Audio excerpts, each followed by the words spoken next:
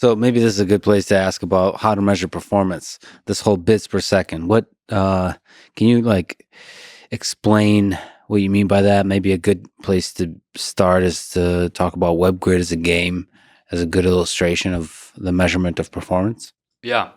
Maybe I'll take one zoom out step there, which is just explaining why we care to measure this at all. So again, our goal is to provide the user the ability to control the computer as well as I can, and hopefully better. And that means that they can do it at the same speed as what I can do. It means that they have access to all the same functionality that I have, including all those little details like command tab, command space, all this stuff. They need to be able to do it with their brain. And with the same level of reliability as what I can do with my muscles. And that's a high bar. And so we intend to measure and quantify every aspect of that to understand how we're progressing towards that goal. There's many ways to measure BPS, by the way. This isn't the only way. But we present the user a grid of targets, and basically we compute a score, which is dependent on how fast and accurately they can select, and then how small are the targets. And the more targets that are on the screen, the smaller they are, the more information you present per click. And so if you think about it from an information theory point of view, you can communicate across different information theoretic channels. And one such channel is a typing interface, you could imagine, that's built out of a grid, just like a software keyboard on the screen. And bits per second is a measure that's computed by taking the log of the number of targets on the screen. You can subtract 1 if you care to model a keyboard, because you have to subtract 1 for the delete key on the keyboard. But log of the number of targets on the screen times the number of correct selections minus incorrect, divided by some time window, for example, 60 seconds. And that's sort of the standard way to measure a cursor control task in academia. And all credit in the world goes to this great professor, Dr. Shenoy of Stanford, who came up with that task. And he's also one of my inspirations for being in the field. So all the credit in the world to him for coming up with a standardized metric to facilitate this kind of bragging rights that we have now to say that Nolan is the best in the world at this task with its BCI. It's very important for progress that you have standardized metrics that people can compare across different techniques and approaches. How well does this do? So yeah, big kudos to him and to all the team at Stanford. So for Noland and for me playing this task, there's also different modes that you can configure this task. So the Webgrid task can be presented as just sort of a left click on the screen, or you could have targets that you just dwell over, or you could have targets that you right click on. You could have targets that are left, right click, middle click, scrolling, clicking and dragging. You can do all sorts of things within this general framework. But the simplest, purest form is just blue targets show up on the screen. Blue means left click. That's the simplest form of the game. And the sort of prior records here in academic work and at Neuralink internally with sort of NHPs have all been matched or beaten by Noland with his Neuralink device. So sort of prior to Neuralink, the sort of world record for a human using the device is somewhere between 4.2 to 4.6 BPS, depending on exactly what paper you read and how you interpret it. Noland's current record is 8.5 BPS. And again, the sort of median Neuralinker performance is 10 BPS. So you can think of it roughly as he's 85% the level of control of a median Neuralinker using their cursor to select blue targets on the screen.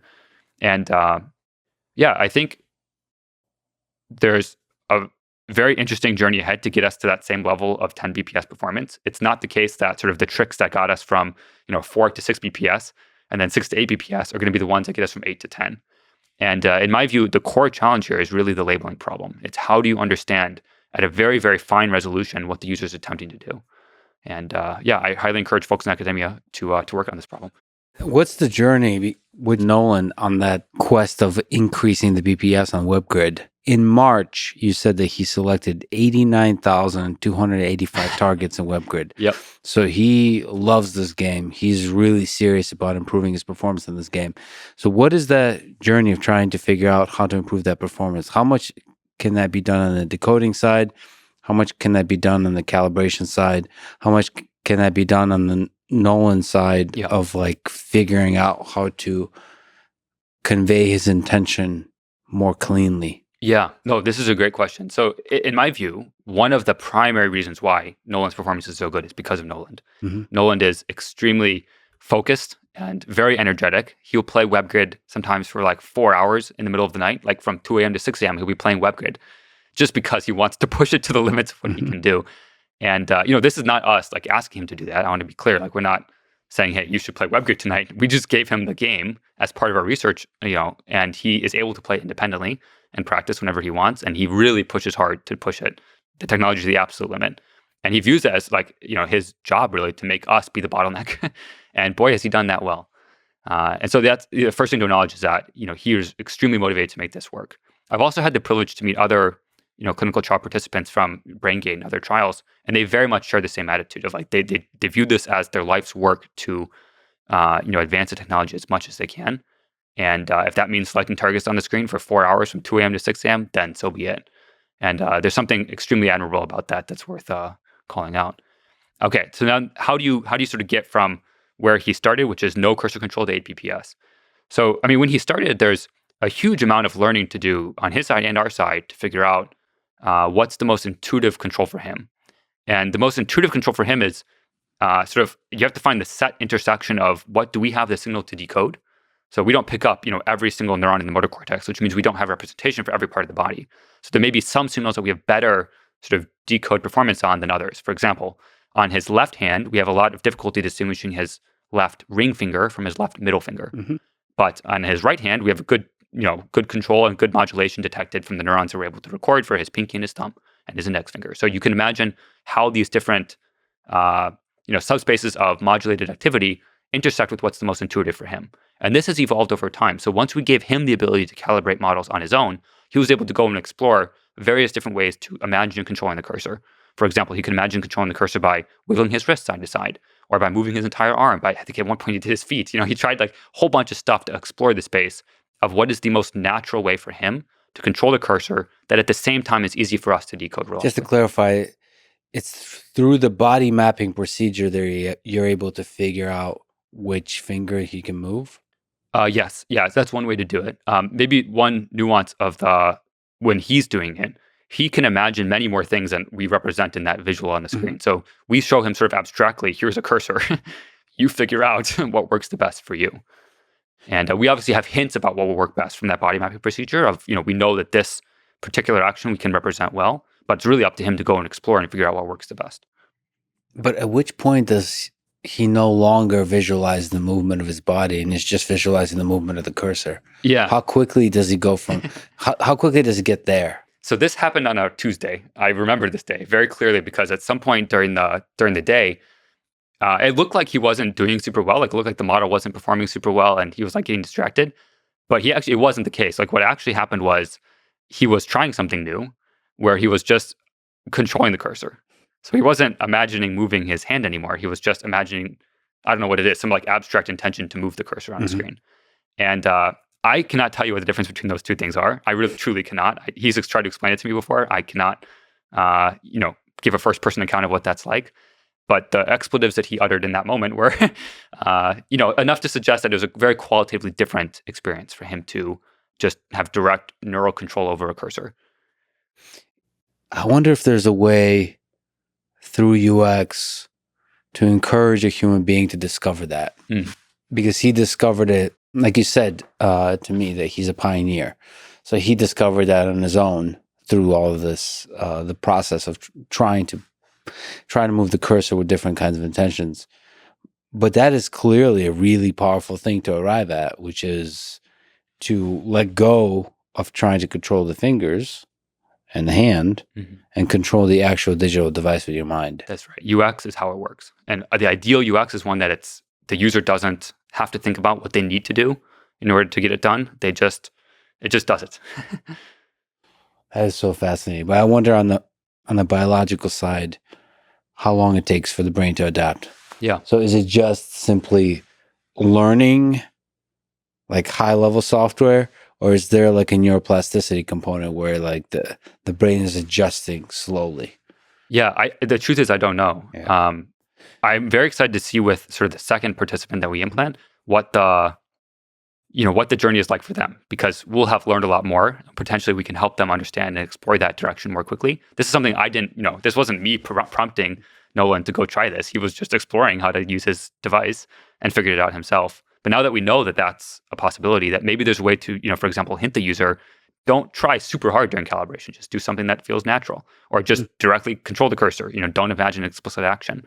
And from there, we should be able to hopefully understand how this is for somebody who has not experienced that before. Maybe that's the default mode of operation for them. You don't have to go through this intermediate phase of explicit motions. Or maybe if that naturally happens for people, you can just occasionally encourage them to allow themselves to move the cursor. Right. Actually, sometimes just like with a 4-minute mile, Just the knowledge that that's possible. Yes. Pushes you to do it. Enables you to do it. And then it becomes trivial. Mhm. And then it also makes you wonder, this is the cool thing about humans. Once there's a lot more human participants, they will discover things that are possible. Yes. And share their experiences. And share each it. other. And that because of them sharing it, they'll be able to do it. All of a sudden, that's unlocked for everybody. Yeah. Because just the knowledge sometimes is the thing that enables it to do it.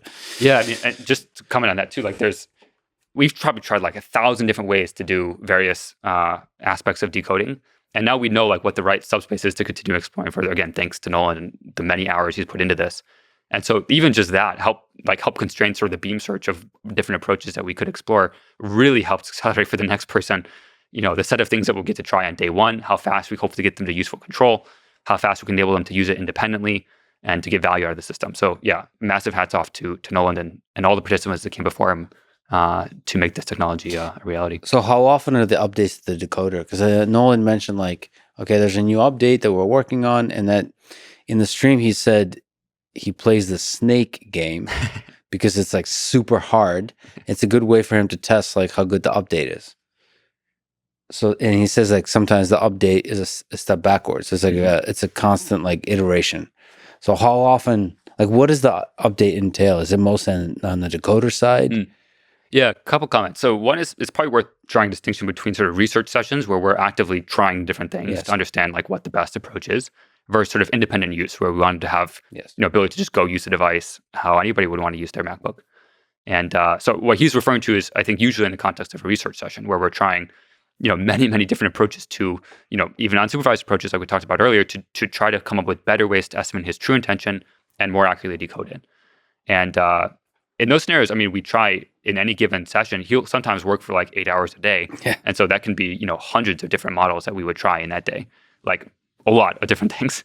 Now, it's also worth noting that we update the application he uses quite frequently. I think, sometimes up to like 4 or 5 times a day, we'll update his application with different features or bug fixes or feedback that he's given us. So he's a very articulate person who is part of the solution. He's not a complaining person. He says, hey, here's this thing that I've discovered is not optimal in my flow. Here's some ideas how to fix it. Let me know what your thoughts are. Let's figure out how to solve it.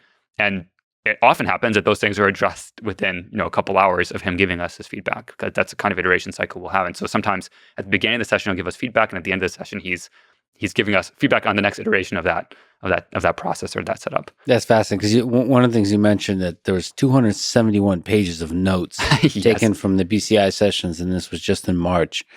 So one of the amazing things about human beings that they can provide, especially ones who are smart and excited and all like positive and good vibes like Nolan, that they can provide feedback, continuous feedback. Yeah. It also requires, just to brag on the team a little bit, I work with a lot of exceptional people, and it requires the team being absolutely laser focused on the user and what will be the best for them. And it requires like a level of commitment of, okay, this is what the user feedback was. I have all these meetings. We're going to skip that today and we're going to do this. Mm-hmm. That level of focus and commitment is, I would say, underappreciated in the world. And also, you obviously have to have the talent to be able to execute on these things effectively. And we have that in loads. Yeah, and this is such a interesting space of UX design because there's so many unknowns here. And I can tell UX is difficult because of how many people do it poorly. It's just not a trivial thing. Yeah.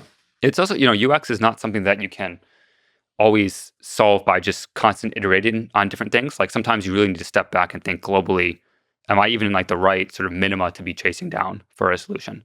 Like there's a lot of problems in which sort of fast iteration cycle is the predictor of how successful you will be. As a good example, like in an RL simulation, for example, the more frequently you get reward, the faster you can progress. It's just an easier learning problem the more frequently you get feedback. But UX is not that way. I mean, users are actually quite often wrong about what the right solution is. And it requires a deep understanding of the technical system and what's possible, combined with what the problem is you're trying to solve. Not just how the user expressed it, but what the true underlying problem is to actually get to the right place. Yeah, that's the old like stories of Steve Jobs, like rolling in there, like, yeah, the user is a useful signal, but it's not a perfect signal. And sometimes you have to remove the floppy disk drive or whatever. I forgot all the crazy stories of Steve Jobs, like making wild design decisions. Mm-hmm. But some of it is aesthetic. That some of it is about the love you put into the design, which is very much a Steve Jobs, Johnny Ive type thing. But when you have a human being using their brain to interact with it, it also is deeply about function. It's not just aesthetic. Yep. And that you have to empathize with a human being before you, while not always listening to them directly. Like you have to deeply empathize. It's fascinating. It's really, really fascinating. And at the same time, iterate, right? But not iterate in small ways. Sometimes a complete, like rebuilding the design. He said that, Nolan said in the early days, the UX sucked, but you improved quickly. Yeah. What was that journey like? Yeah, I mean, I'll give one concrete example. So he really wanted to be able to read manga. This is something that it sounds like a simple thing, but it's actually a really big deal for him. And he couldn't do it with this mouse stick. It wasn't accessible. You can't scroll with the mouse stick on his iPad and on the website that he wanted to be able to use to read the newest manga. And so might be a good quick pause to say the mouth stick is the thing he's using, holding a stick in his mouth to scroll on a tablet. Right. Yeah. It's basically, you can imagine it's a stylus that you hold between your teeth. Yeah. It's basically a very long stylus. And it's exhausting. It hurts. And it's inefficient. Yeah. And maybe it's also worth calling out, there are other alternative assistive technologies, but the particular situation Nolan's in, and this is not uncommon, and I think it's also not well understood by folks, is that, he's relatively spastic, so he'll have muscle spasms from time to time. And so any assistive technology that requires him to be positioned directly in front of a camera, for example, an eye tracker, or anything that requires him to put something in his mouth, just is a no-go, because he'll either be shifted out of frame when he has a spasm, or if he has something in his mouth, it'll stab him in the face, if he spasms too hard. So these kind of considerations are important when thinking about what advantages a BCI has in someone's life. If it fits ergonomically into your life in a way that you can use it independently when your caretaker's not there, wherever you want to, either in the bed or in the chair, depending on your comfort level and your desire to have pressure sores, all these factors matter a lot in how good the solution is in that user's life. So one of these very fun examples is scroll. So again, manga is something he wanted to be able to read. And there's many ways to do scroll with the BCI. You can imagine like different gestures, for example, the user could do that would move the page. But scroll is a very fascinating control surface because it's a huge thing on the screen in front of you. Mm-hmm. So any sort of jitter in the model output, any sort of error in the model output causes like an earthquake on the screen. Like you really don't want to have your manga page that you're trying to read be shifted up and down a few pixels just because your scroll decoder is not completely accurate. And so this was an example where we had to figure out how to formulate the problem in a way that the errors of the system, whenever they do occur, and we'll do our best to minimize them, but whenever those errors do occur, that it doesn't interrupt the qualia, again, of the experience that the user is having. It doesn't interrupt their flow of reading their book. And so what we ended up building is this really brilliant feature. This is a teammate named Bruce who worked on this really brilliant work called Quick Scroll. And Quick Scroll basically looks at the screen and it identifies where on the screen are scroll bars. And it does this by deeply integrating with macOS to understand where are the scroll bars actively present on the screen using the sort of accessibility tree that's available to macOS apps. And we identified where those scroll bars are, and we provided a BCI scroll bar. And the BCI scroll bar looks similar to a normal scroll bar, but it behaves very differently in that once you sort of move over to it, your cursor sort of morphs onto it. It sort of attaches or latches onto it. And then once you push up or down in the same way that you would use a push to control, the normal cursor, it actually moves the screen for you. So it's basically like remapping the velocity to a scroll action. And the reason that feels so natural and intuitive is that when you move over to attach to it, it feels like magnetic. So you're like sort of stuck onto it. And then it's one continuous action. You don't have to like switch your imagined movement. You sort of snap onto it and then you're good to go. You just immediately can start pulling the page down or pushing it up. And even once you get that right, there's so many little nuances of how the scroll behavior works to make it natural and intuitive. So one example is momentum. Like when you scroll a page with your fingers on the screen, you actually have some like flow. Like it doesn't just stop right when you lift your finger up. The same is true with BCI scroll. So we had to spend some time to figure out what are the right nuances when you don't feel the screen under your fingertip anymore. What is the right sort of dynamic or what's the right amount of page give, if you will, when you push it to make it flow the right amount for the user to have a natural experience reading their book. And there's a million, I mean, I could tell you, like, there's so many little minutiae of how exactly that scroll works that we spent probably like a month getting right to make that feel extremely natural and easy for the user to navigate. I mean, even the scroll on a smartphone with your finger feels extremely natural and pleasant. And it probably takes an extremely long time to get that right. And actually, the same kind of visionary UX design that we're talking about. Don't always listen to the users, but also listen to them, and also have like visionary, big, like throw everything out, think from first principles, but also not. Yeah. By the way, it just makes me think that scroll bars on the desktop probably have stagnated and never taken that, like, because the snap, same as it's like snap to grid, snap to scroll bar action you're talking about is something that could potentially be extremely useful in the desktop setting. Yeah. Even just for users to just improve the experience. Because the current scroll bar experience in the desktop is horrible. Yeah. It's hard to find, hard to control. There's not a momentum. There's and the intention should be clear. When I start moving towards a scroll bar, there should be a snapping to the scroll bar action.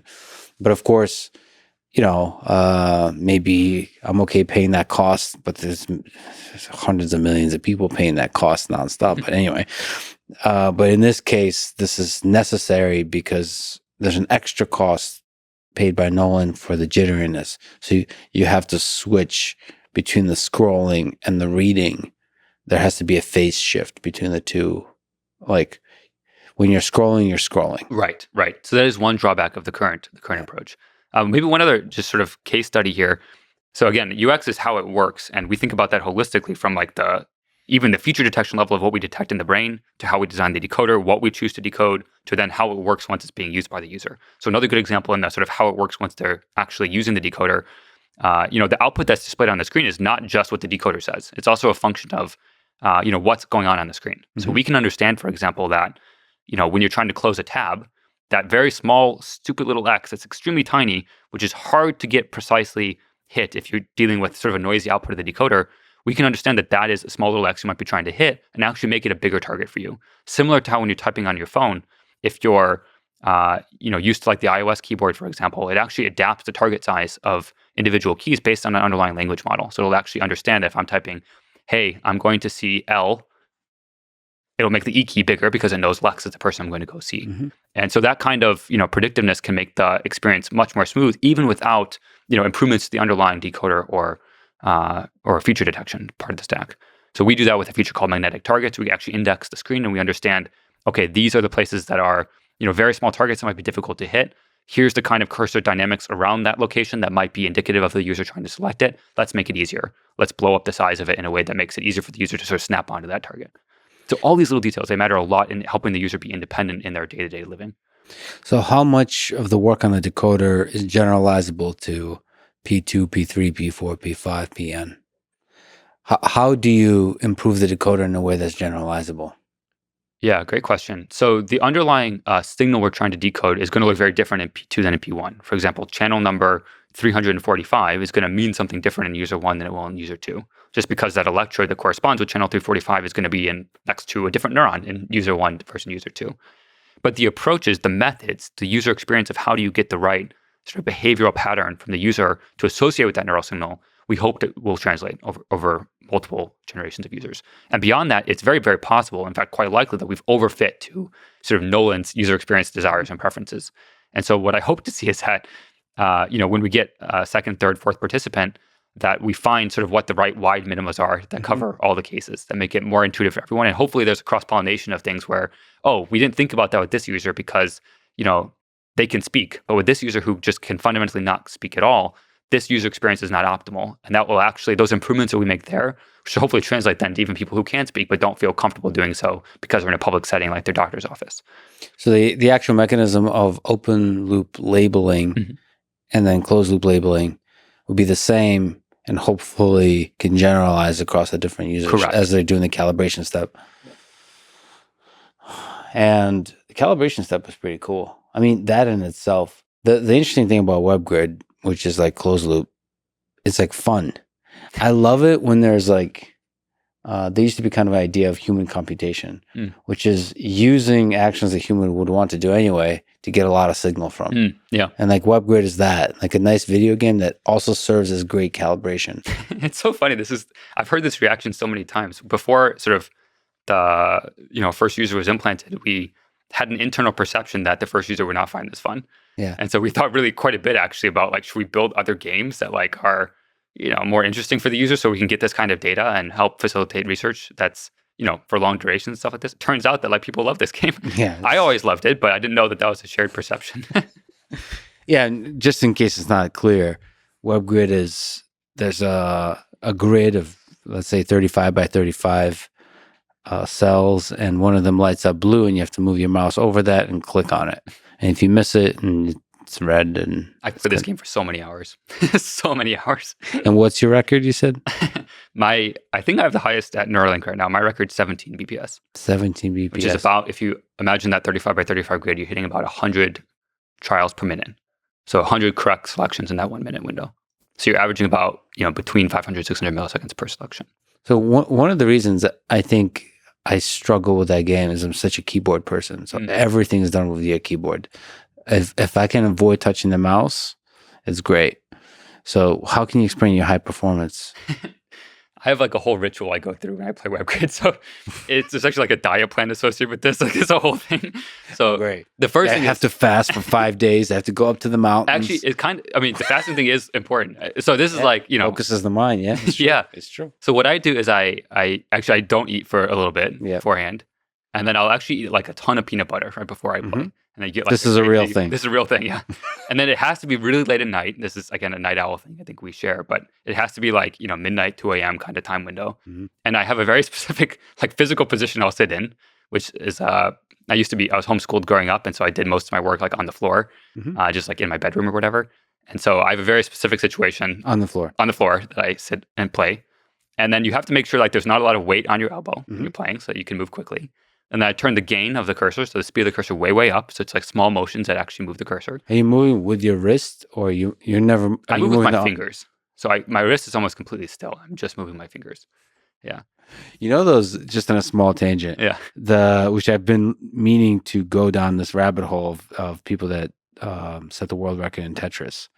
Those folks, they're playing. There's a way to. Did you see this? I've seen like the three, like all the fingers are moving. Yeah, you could find a way to do it where like it's using a loophole, like a bug that you can do some incredibly fast stuff. So it's along that line, but not quite.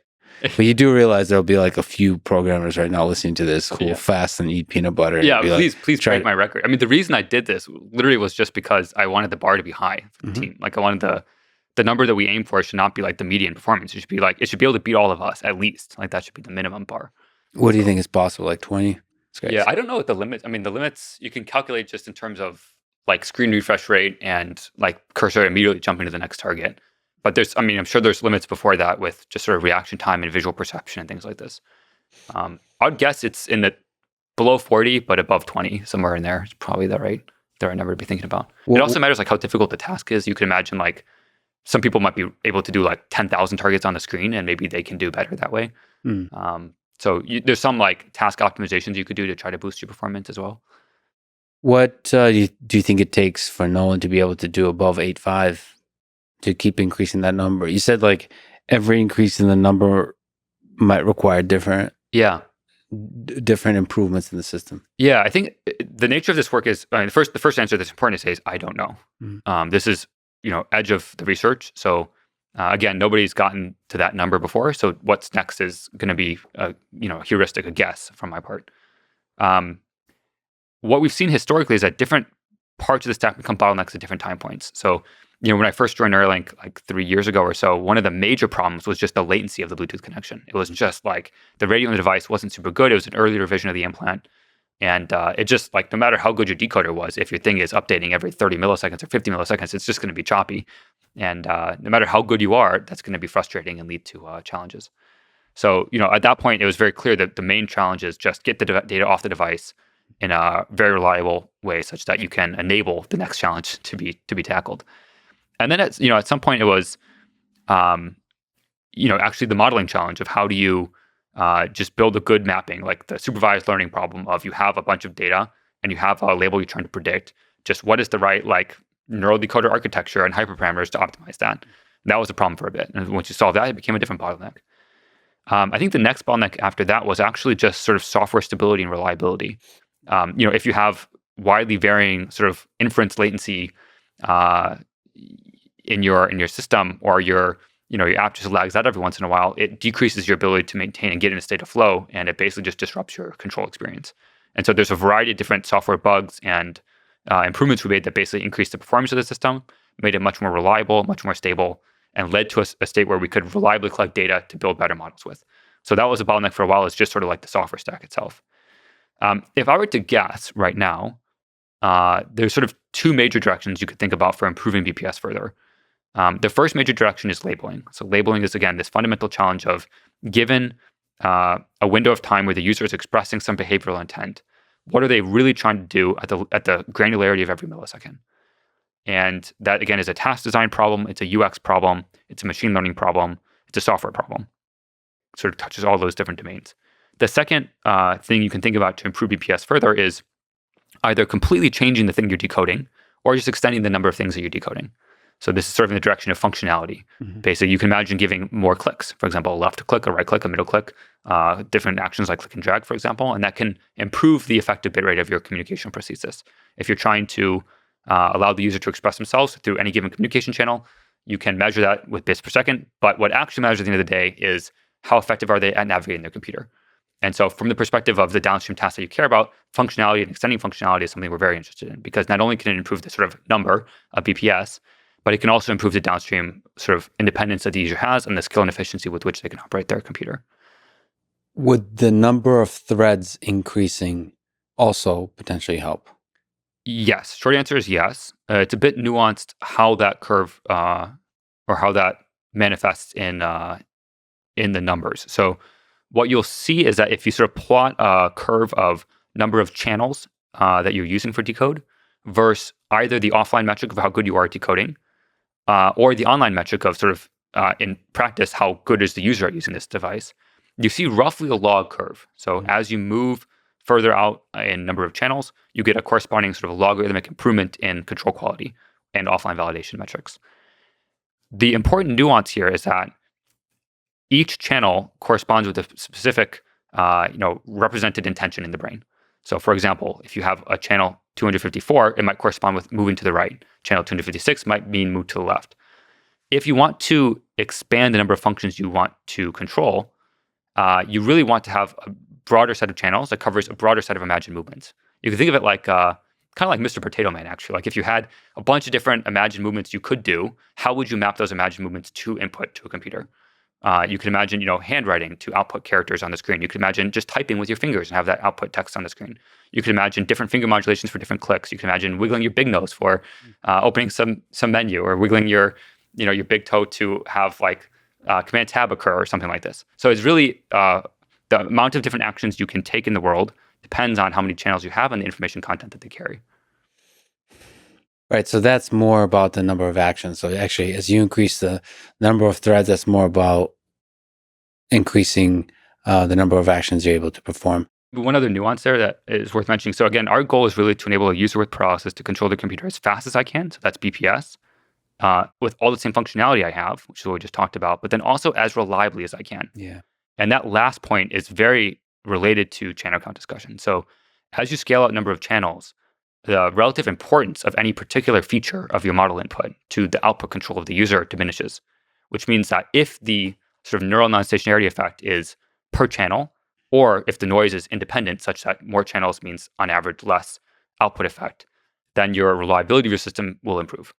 So one sort of core thesis that at least I have is that scaling channel count should improve the reliability of the system without any work on the decoder itself. Can you linger on the reliability here?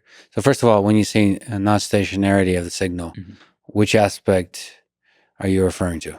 Yeah, so maybe let's talk briefly what the actual underlying signal looks like. So again, I spoke very briefly at the beginning about how when you imagine moving to the right or imagine moving to the left, neurons might fire more or less. And the frequency content of that signal, at least in the motor cortex, is very correlated with the output intention, the behavioral task that the user is doing. You could imagine, actually, this is not obvious, that rate coding, which is the name of that phenomenon, is like the only way the brain can represent information. You can imagine many different ways in which the brain could encode intention. And there's actually evidence, like in bats, for example, that there's temporal codes, so timing codes of like exactly when particular neurons fire is the mechanism of information representation. But at least in the motor cortex, there's substantial evidence that it's rate coding, or at least one like first order effect is that it's rate coding.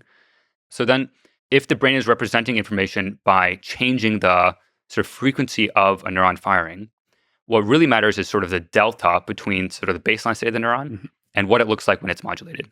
And what we've observed, and what has also been observed in academic work, is that baseline rate, sort of if you were to tar the scale, if you imagine that analogy for like measuring, flour or something when you're baking, that baseline state of how much the pot weighs is actually different day to day. And so if what you're trying to measure is how much rice is in the pot, you're going to get a different measurement different days because you're measuring with different pots. So that baseline rate shifting is really the thing that, at least from a first order description of the problem, is what's causing this downstream bias. There can be other effects, nonlinear effects on top of that, but at least at a very first order description of the problem, that's what we observe day to day, is that the baseline firing rate of any particular neuron or observed on a particular channel is changing. So can you just adjust to the baseline to make it relative to the baseline nonstop? Yeah, this is a great question. So with monkeys, we have found various ways to do this. One example way to do this is you ask them to do some behavioral task, like play the game with a joystick. You measure what's going on in the brain. You compute some mean of what's going on across all the input features, and you subtract that in the input when you're doing your BCI session. Works super well. For whatever reason, that doesn't work super well with Nolan.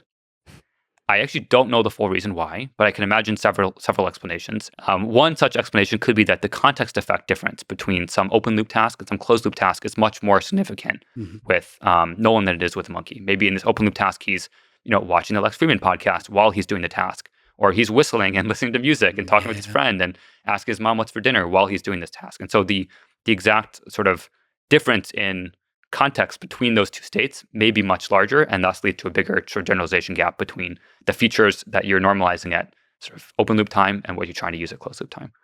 That's interesting. Just on that point, it's kind of incredible to watch Nolan be able to do to multitask, to do multiple tasks at the same time, to be able to move the mouse cursor effectively while talking and while being nervous because he's talking in front Kicking of my ass in chess too, kicking your ass.